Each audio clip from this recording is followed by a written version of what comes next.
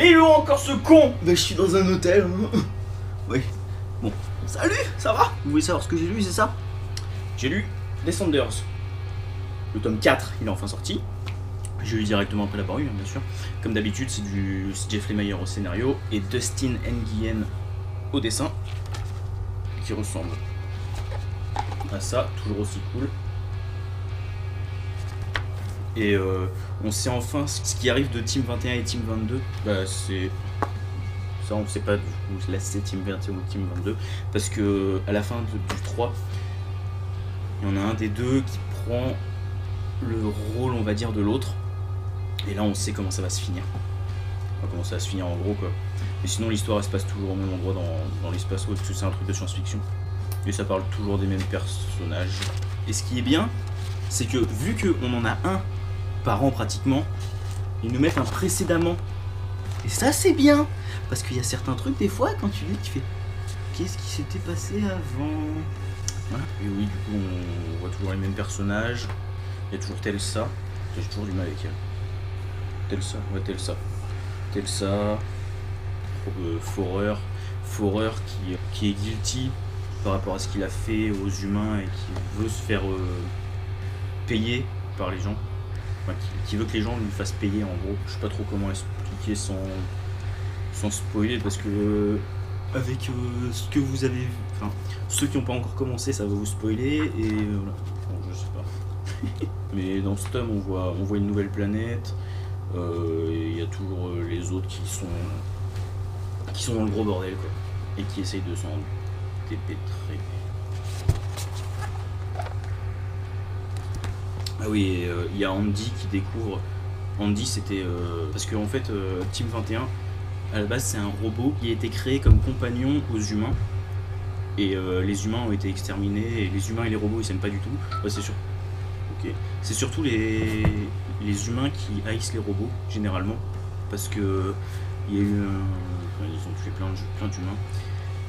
Et du coup, à la base, Team 21, c'était un robot compagnon pour Andy. Et Andy, là on le voit 20 ans après justement la catastrophe.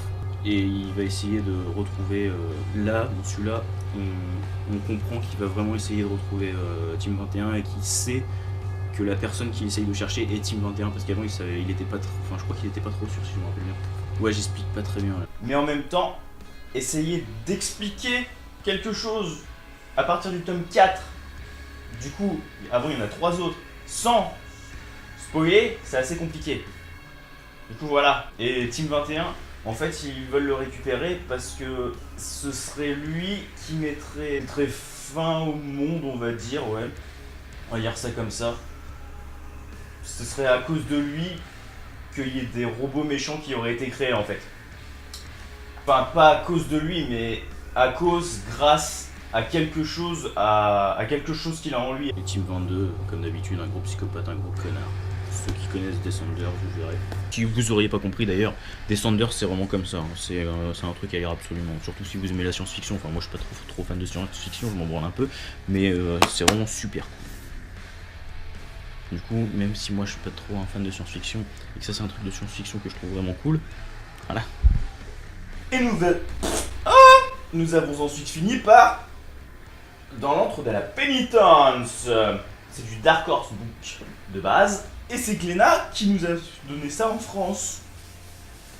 Le scénario est de Peter G. Tomasi, et les dessins sont de Yann Bertram.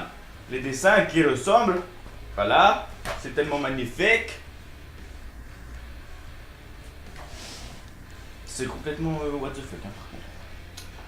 C'est juste magnifique. Moi j'ai beaucoup aimé. En fait, ça parle de la dame là, qui est Sarah Winchester, qui a perdu sa fille et son mari, et qui est devenue complètement folle, et elle s'est mise en tête de construire une maison, la Winchester House,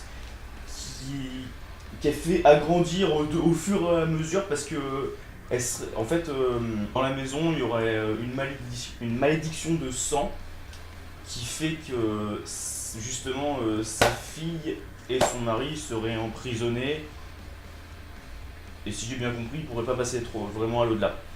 Bref. Et du coup, la maison serait hantée par ces deux personnes. Enfin, ouais, voilà, par eux. Et il y a une personne qu'on va voir arriver dans la maison, parce qu'il y a plusieurs personnes qui construisent la maison. Elle a plein d'ouvriers en fait. Et il va y avoir un nouvel ouvrier, et ce nouvel ouvrier va vraiment... C'est le fait qu'il y ait cet ouvrier qui va tout chambouler, qui va tout changer à l'histoire du truc. Et c'est vraiment, putain, c'est... Waouh. À la fin, quand j'ai fini de lire, je fais... Ok. Ah mais il y a des trucs, des fois, c'est juste, tu te dis... D'accord. Voilà, déjà tu vois ça. Il y a 2 pages comme ça. C'est... Enfin... Les dessins, j'avoue, faut aimer. Parce que, genre, Sarah Winchester, elle a un visage... Enfin, un peu tous les personnages, mais surtout Sarah Winchester, qui a un visage assez figé et inexpressif, ça fait un peu bizarre. Et les dessins sont assez... Moi j'ai beaucoup aimé, mais c'est vrai que c'est particulier. Mais du coup, si vous aimez les trucs bien what the fuck, bien gore, c'est pour vous ça. C'est vraiment super. Dans l'antre de la pénitence, Glenna. Sorti il n'y a pas très longtemps en plus. Comme ça, je vous le conseille. Ah oui, j'ai oublié de dire ça. Au fur et à mesure du truc, on comprend si elle est vraiment timbrée, si elle est vraiment bouh, ou si c'est vraiment la maison qui est hantée et qui a des trucs bizarres. Puis voilà, c'est la fin de la vidéo. Du coup, hein, tu connais ce qui va après, tu fais ça, pouce bleu vers le haut, parce que t'es content, tu t'abonnes, tu fais le partage des oiseaux, je sais pas, tu fais abonner partout, tu vas voir mes réseaux sociaux, tu fais... Et voilà. Ok.